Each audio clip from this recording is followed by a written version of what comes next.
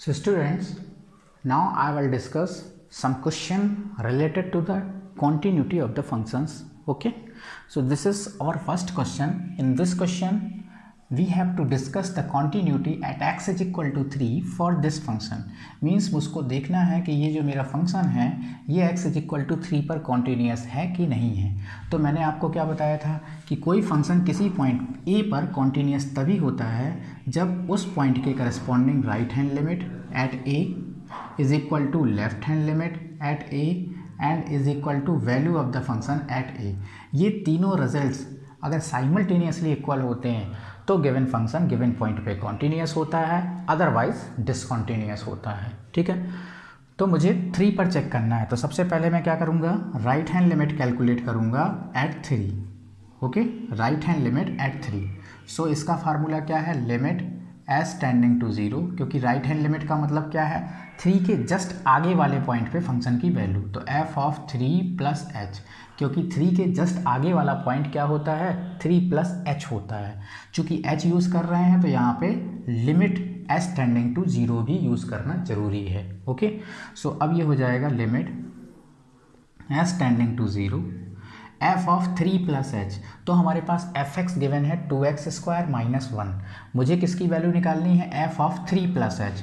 तो ये हो जाएगा 2x स्क्वायर, x की जगह क्या लिखेंगे 3 प्लस एच, क्योंकि मुझे f ऑफ 3 प्लस एच की वैल्यू निकालनी है ना। तो x मेरा क्या है 3 प्लस एच है, तो f ऑफ 3 प्लस एच क्या होगा 2 इंटू 3 प्लस एच का स्क्वायर माइनस 1। अब ये हमारा सिंपली एक लिमिट का क्वेश्चन बन गया, और लिमिट ये बहुत सिंपल वाली है, इसमें हम डायरेक्ट लिमिट पुट कर सकते हैं। क्योंकि लिमिट हम डायरेक्टली कब पुट नहीं कर सकते, जब हमारा कोई इनडिटर्मिनेंट फॉर्म आ रहा हो तब हम लिमिट को डायरेक्टली पुट नहीं कर सकते। लेकिन यहाँ पर हमारा ऐसा कोई भी फॉर्म नहीं आ रहा है, लिमिट पुट करने पे हमको एक फाइनाइट नंबर मिलेगा, तो यहाँ पर हम डायरेक्टली पुट कर सकते हैं। तो एच टेंडिंग टू 0 पुट करना है, तो जब एच की जगह 0 पुट करेंगे तो 9 2 ज़ा 18 माइनस 1, 18 माइनस 1, तो मेरा आ जाएगा 17। तो इस टाइप से राइट हैंड लिमिट एट 3 कितना आ गया 17। अब इसके बाद हम कैलकुलेट करेंगे left hand limit at 3। So left hand limit at 3 क्या हो जाएगा, limit as tending to 0। Left hand limit means 3 के जस्ट पीछे वाले पॉइंट पे फंक्शन की value. So f of 3 minus h, तो इसकी वैल्यू क्या हो जाएगी, ये तो वैसे ही रहेगा, limit as tending to 0 f of 3 minus h. तो सिंस एफ एक्स ये है तो f ऑफ 3 माइनस एच क्या हो जाएगा, वो हो जाएगा 2 इंटू 3 माइनस एच का स्क्वायर माइनस 1। ओके, फिर से एच टेंडिंग टू 0 यहाँ हम पुट कर सकते हैं, क्योंकि हमें एच टेंडिंग टू 0 पुट करने पे कोई भी इनडिटर्मिनेंट फॉर्म आता तो दिख नहीं रहा है, क्योंकि जब वो आ रहा होता है तो हम डायरेक्टली लिमिट पुट नहीं कर सकते हैं। फिर हमें कुछ ऐसा करना होता है कि जिस फैक्टर की वजह से वो इनडिटर्मिनेंट फॉर्म आ रहा है उसको रिमूव करना होता है। जब वो रिमूव हो जाता है तब हम लिमिट पुट कर पाते हैं।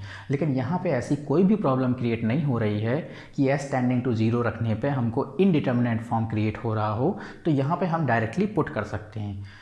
क्योंकि जो ये लिमिट के ही क्वेश्चन बन गए आपके, और लिमिट आपने 11th क्लास में पढ़ा था, और ये जो आपकी लिमिट्स हैं ये सिंपल लिमिट्स हैं, इनमें हम directly h tending to 0 put कर देंगे तो कोई भी प्रॉब्लम नहीं है, आपका बिल्कुल करेक्ट वैल्यू आएगी। ठीक है, तो अब मुझे क्या करना है, एच टेंडिंग टू 0 रखना है, तो यहाँ 0 रखेंगे तो 9 3 का स्क्वायर 9 2 ज़ा 18 माइनस 1। सो इसमें कितना आ गया 18 माइनस 1, सो ये भी आ गया 17। अंडरस्टैंड। तो हमने क्या देखा, राइट हैंड लिमिट 17 थी, लेफ्ट हैंड लिमिट भी 17 है। अब एक चीज़ और बची है, value of the function at 3। Means अब मुझे क्या निकालना है, value of the function at 3। At 3 means f3। तो अगर f3 निकालना है तो अब की बार इसमें x के प्लेस में 3 रखेंगे, तो ये हो जाएगा 2 इंटू एक्स के प्लेस में 3, सो 3 का स्क्वायर माइनस 1। सो ये हो जाएगा 9 2 ज़ा 18 माइनस 1, सो 18 माइनस 1 17। तो हमने क्या देखा कि राइट हैंड लिमिट भी 17 थी, लेफ्ट हैंड लिमिट भी 17 है, and value of the function at 3 वो भी 17 है। मीन्स तीनों चीज़ें इक्वल हैं 3 के corresponding.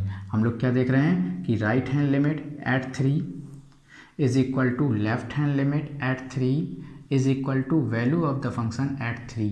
These all 3 values are equal, therefore my given function would be continuous at x is equal to 3. So therefore fx is continuous at x is equal to 3। तो इस type से हम किसी भी फंक्शन की continuity और डिसकॉन्टीन्यूटी को checkout कर सकते हैं। हमने क्या देखा कि हमें इस फंक्शन का ग्राफ भी नहीं बनाना पड़ा, हमने जो मैथमेटिकल कंडीशन वहाँ पे समझी थी ग्राफ के द्वारा उसी कंडीशन को यहाँ पे अप्लाई कर दिया। तो without sketching the graph of this function हमने आइडेंटिफाई कर लिया कि ये फंक्शन 3 पर कॉन्टीन्यूअस है कि नहीं है। क्या है ये फंक्शन? कॉन्टीन्यूअस फंक्शन है, क्योंकि इसके करस्पॉन्डिंग तीनों रिजल्ट हमारे साइमल्टेनियसली इक्वल हैं। अंडरस्टैंड? अब बच्चों ये क्या है? ये एक्चुअल में मेरा एक पॉलिनोमियल है। तो जो पॉलिनोमियल होते हैं ना वो सारे रियल नंबर्स पे कॉन्टीन्यूअस होते हैं। पॉलिनोमियल्स का डोमेन क्या होता है? सारे रियल नंबर्स। पॉलिनोमियल्स का डोमेन क्या होता है? आर होता है। आर का मतलब सारे रियल नंबर्स।